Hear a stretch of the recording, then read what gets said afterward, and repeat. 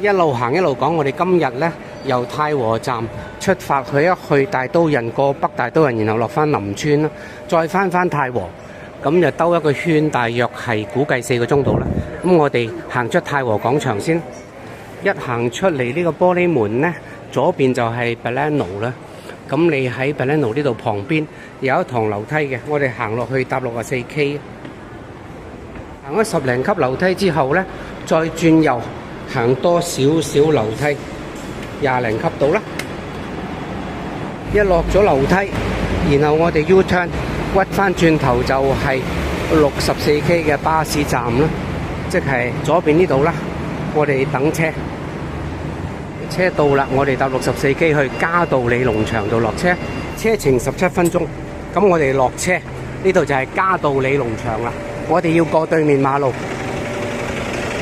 我哋落咗車過對面馬路，都係64K 嘅站嚟嘅。不過呢個站呢，就係元朗過嚟嗰啲人搭64K喺呢度落咯。我哋就喺對面度落，呢一條係林錦公路啊，對面係嘉道理農場。咁正係呢一個巴士站呢嘅旁邊啊，就喺呢度有一條山路，其實都幾明顯嘅。嗰度有個牌就係多謝利林大埔林村有個牌。咁你喺呢度呢，係有一個山徑入口，跟住基本上係一條路嘅。有分岔路再同大家介紹。嗱，一條山路行入嚟到呢度要注意一下啦。咁呢度係有樓梯上去，呢度我哋唔好直去。咁其實呢都好難錯過，因為呢一度有一個明顯嘅牌。咁我哋林錦公路行入嚟噶嘛，咁呢度寫住係大刀屻郊遊徑啊。咁我哋呢，如果由呢度去粉嶺站呢，就係9.5公里。但係如果我哋唔去粉嶺站，上到去大刀屻北大刀屻，然後落翻林村許願樹嗰邊呢，其實都接近9公里嘅，唔會短得幾多嘅。嗱，我哋呢度呢，基本又係一條路上去啦。嗱，分岔路口行入嚟2分鐘左右呢，見到呢個牌啦，不准單車、汽車駛入啊咁。咁我哋呢，見到呢一度呢係有一個分岔路嘅，咁已經俾一啲嘅枯枝呢就係封咗，同埋呢佢有個牌寫住係路不通行嘅。咁我都唔建議大家行呢邊，行呢邊呢，你最終都會喺我哋而家面前呢條山路呢匯合嘅。不過10個有9個都唔行嗰邊呢，如果你喺嗰邊發生咩意外呢，冇人發現你嘅。咁都係我哋行翻一條大路，大家都會選擇嘅路啦。呢度我哋沿頭先嗰個不准駛入嗰個牌呢，就行上嚟，大約4分鐘到嚟到呢一個呢圍住鐵絲網嘅，應該係水務設施。咁我哋係落20級樓梯，又再上翻去。你繼續向前行多大約3分零鐘呢，你見到呢度有個牌寫住翻轉頭係林錦公路啦。咁佢話0.7公里呢，就係翻出去，即係我哋喺林錦公路呢落車嗰度呢，行入嚟行咗700米。數據顯示呢，就係上山嘅頭2公里呢，發生嚴重意外啊，嗰啲中暑啊、熱衰竭啊嗰類嘢呢，係個比率係好高嘅。咁啊點解呢？第一，而家你唔好見而家有樹蔭嚇，佢遮住咗陽光，同時呢，如果本身係酷熱天氣呢，個地下曬熱咗嘅都。咁你係會唔覺得陽光曬落嚟，但係你地下依然係咁熱㗎。一蒸上嚟呢，你又覺得自己活力充沛喎，因為一開始行啊嘛，咁你行得好急，咁你身體嘅體溫呢會急速上升㗎。呢個時間呢，就係最容易中暑嘅，所以一開始呢，記得逼自己行慢啲，就算你有本事行得快，你都逼自己行慢啲。由落巴士起計咧，行到入嚟咧，用咗25分鐘，嚟到而家呢個位大約係海拔375啦。咁點解要喺呢度停一停呢？咁就係呢度望出去石崗機場就好開揚嘅。我哋繼續仲有啲攀升向呢邊嘅。咁你喺呢度睇睇啊，唔好踏咁出啊！佢唔係懸崖，不過呢，你碌咗出去呢，都係幾麻煩嘅。以前好開揚㗎，啲樹枝冇咁大嘅，咁但係呢，可以行出去，不過我都唔行啦。安全第一。好，我哋繼續上山啦。啱啱行咗一程呢，大約係200級樓梯咯。咁你見到呢條路呢，就係兩邊都冇乜路好行嘅，你都係要行樓梯嘅。咁行樓梯你小心啲啦，即係大腿啊、膝頭啊嗰啲咁。冇能力你可以選擇行第啲山路嘅。咁左邊呢，你見到係好開揚嘅吐露港啦。咁慈山寺都見到遠遠。咁我哋向後望呢，就係正面大帽山咯，即係觀音山啊，即係換言之就係嘉道理直上個觀音山咯。下面見到啲電塔嗰度呢，其實就係林錦公路，我哋喺嗰邊上嚟嘅。我哋向前行100米平路左右啦，你就見到呢個石崗機場跑道啦。好開揚啊！不過當然今日天色係有一啲朦朦地啦。咁你一直向前行，前面嗰個小山丘個頂有個更靚嘅觀景台喺嗰度呢，好值得打卡啦。向上行多大約係100級樓梯度呢，我哋一陣間條山路就係向右直去，就會上大刀人嘅標高處啦。我哋而家向左睇睇呢個觀景台先啦，大刀人嘅觀景台。睇到晒啦，左邊大帽山，前面就係八鄉啦，下面係石崗機場啦。嗰邊好靚嘅雞公嶺，呢個角度望落去都真係好靚。好，我哋離開，繼續向大刀人566米海拔嘅高位進發。咁我哋係一條路嘅啫，又係呢條郊遊徑冇乜分岔路嘅，即係冇明顯嘅分岔路啊。所以咧，你可以直行咧，有大路揀大路就好放心嘅。咁我哋而家嚟咗呢個觀景台嘅位咧，就係海拔451。回頭望一望，頭先我哋觀景台嗰個位咧，就係前面嗰個小山丘咯。我哋喺嗰個山丘咧落咗幾十米，然後咧再攀升多幾十米咧，行呢啲石鋪製嘅樓級啦，一路上到嚟。而家我腳踩呢個位咧，喺地圖上顯示叫做銀橋啊。呢度咧大刀人前面咧就係有一個地方叫做金銀二橋。我哋先到銀橋，然後行多100米左右啦，鬆啲啦，就係金橋啦。咁但係所謂金銀二橋唔係橋嚟嘅，咁但係係好靚嘅打卡點。嗱，向上行多幾十步啦，你就感覺到啦，就係向右睇吐露港就更加靚啦。咁然後咧向左，你睇呢個石崗機場呢邊咧，就係更加嘅開揚靚。深圳嗰邊唔係幾睇得清楚，但係呢邊睇雞公嶺咧都係唔錯嘅嚇。咁我哋繼續行啦。而家咧係冇乜話好辛苦嘅上斜路嘅，都會上一啲行一段平緩，上一啲又行一段平緩，即係一波三折咁。金銀二橋呢個路段咧就係好多呢啲咁嘅怪石嘅，靚嘅。咁有啲鐵欄，咁你覺得好似好恐怖咁。你帶細路上嚟得唔得？你見到條路咧其實係寬闊嘅，不過如果你啲細路唔聽話亂咁飆咧，咁你望下呢度咧，你跌落去執唔翻嘅。你睇呢度靚嘅石頭真係唔少啊！咁開揚景色咧，亦都係好多。咁我哋咧嚟到呢度咧，其實就涼一啲，風係大咗啲。咁一般嚟到呢度咧，中暑嘅機會會細啲嘅，多數都喺山腳嘅頭段嗰度咧出事。咁因為而家呢度咧又涼咗啲啦，大風咗啲啦，咁佢係舒服咗啲嘅。咁而家唯一你係驚曬傷嘅啫，唔好俾啲鐵鏈嚇到。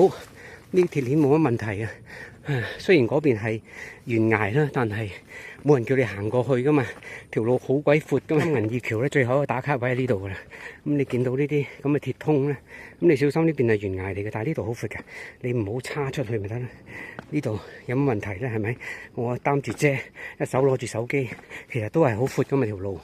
咁我哋咧唔需要話太過驚，唔需要話腳震嘅。咁就照行就得噶啦。咁前面呢，呢度亦都係好寬闊。落咗巴士呢，到而家係1小時零18分鐘啦。咁啊嚟到呢一度呢，就係大刀人嘅三角測量站啦。咁呢度海拔呢，就係566米啦。咁呢度非常開揚啦。今日天氣都係一般地好啦，即係起碼佢冇落雨，又冇雷暴警告，咩都冇。咁啊，唯一呢，就係個天係比較蒙少少啦。咁我哋而家呢度遠處最高嗰個山峰左右呢，就係北大刀人啦。喺呢度行過去大約係40分鐘到啦。行得快嘅，如果跑住去就半個鐘啦。如果你慢慢行都要成個鐘嘅。咁呢一段路呢，多數都係樹蔭路，有啲人認為係冇景睇嘅。所以如果睇景呢，就係睇埋呢頭5分鐘啦。呢度前面啲景都幾開揚嘅。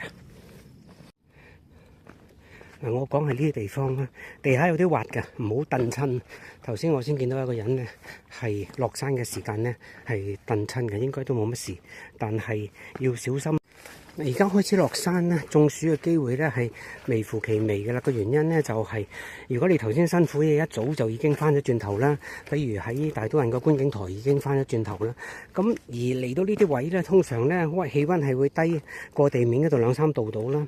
咁你如果係涼翻少少咧，你又冇咁辛苦，同埋好似而家呢個位咁樣開揚啲咧，咁啊風會大啲嘅，風大啲咧又會舒服啲啦嘛，因為風會帶走你身體嘅熱噶嘛。即係所以咧，點解喺香港嘅單車徑啊，即係冇乜攀斜路噶嘛？咁咧，所以咧喺香港嘅單車徑裏面踩單車咧，無論你踩2-3個鐘，一般咧都係冇乜機會中暑嘅。你踩10零公里嘅時速咧，其實嗰啲風撞埋嚟咧係好勁噶嘛，佢會帶走晒你身體嘅熱噶嘛。唔似得你而家上山喎，上山你可能每小時行2-3公里嘅，咁但係你嘅身體咧又可能冇熱身啊，咁咧就係血氣咧就未曾行到身體每一部分，而你又急速地上山咧，就最危險就係上山嗰個路段啦。大都人去北大都人呢一段路咧，有啲人唔係太中意，因為佢唔夠開揚。但係咧，我覺得真係唔錯。如果你用心欣賞咧，呢度好多呢啲咁嘅參天大樹，呢條路咧又靜又舒服，又唔會曬親你。咁我覺得幾舒服嘅。即係其實你嘅心情決定一切啦。呢條路好唔好行，靚唔靚？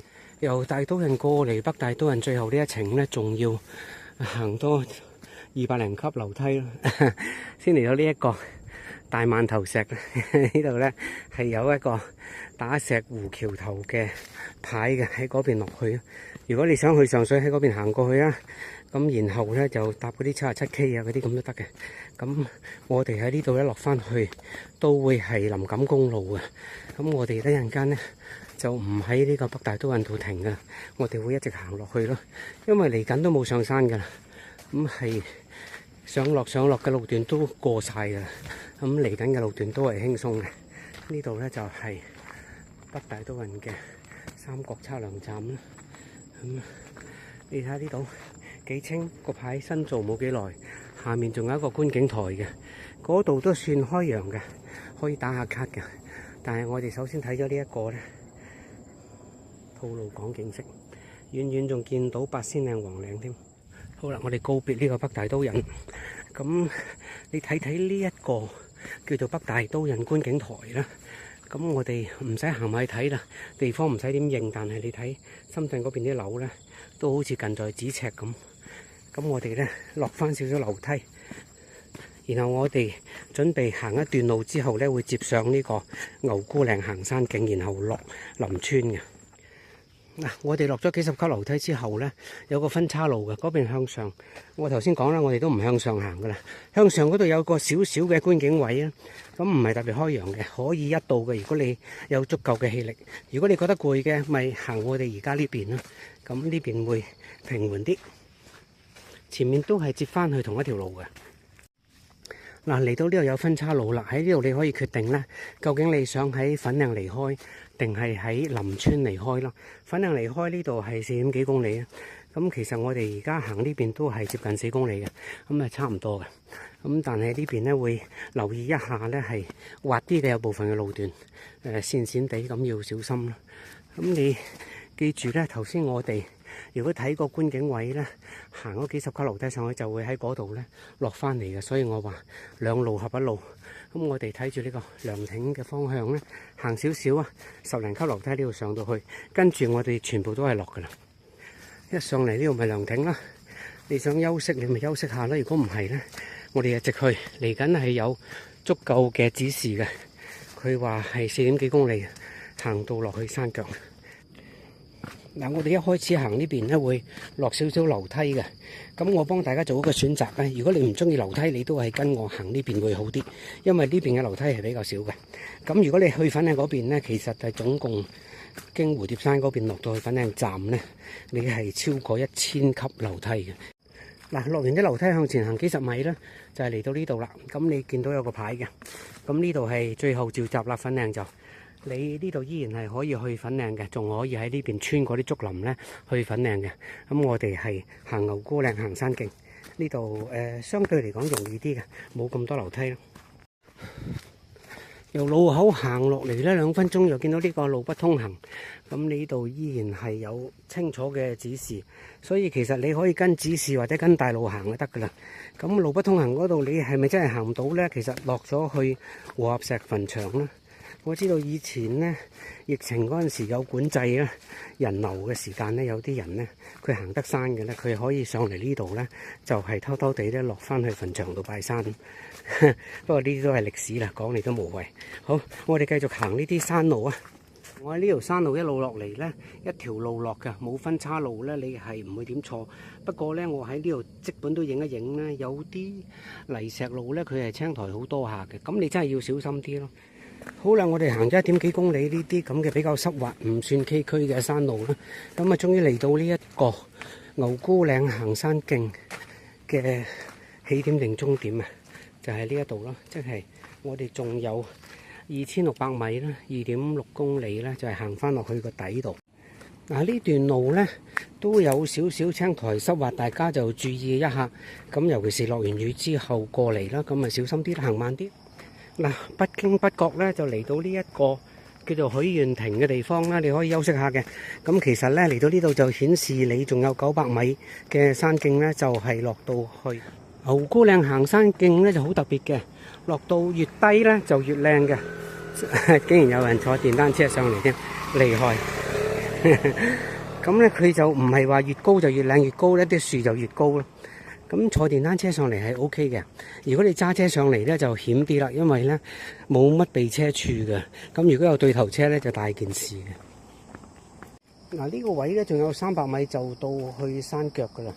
咁有個問題呢，就係而家見到呢個路面呢係好青嘅，咁係最滑係呢一段啦。頭先我哋都見過有幾段呢，就係有青苔嘅，嗰啲比較明顯地滑呢，咁我都係拖慢咗個步伐嘅。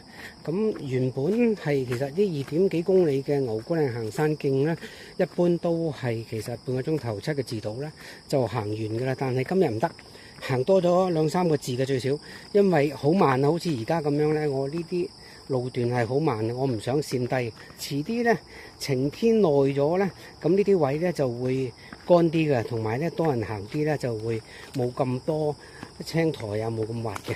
咁小心啦，真係總言之，我今日全程呢，由落巴士呢到而家呢，行咗呢個2小時50分㗎啦，即係一陣間我去到巴士站大約係3個小時之內啦。今日全程啦，因為前面呢我都唔再講啦，落到底啦，咁一直行出去就係林錦公路啦，咁冇乜懸念啦。右邊就係許願樹，左邊就係坑下埔啦。你去到林錦公路呢，就兩邊都可以搭車，你可以去元朗或者大埔方向。今日講到呢度啦，拜拜。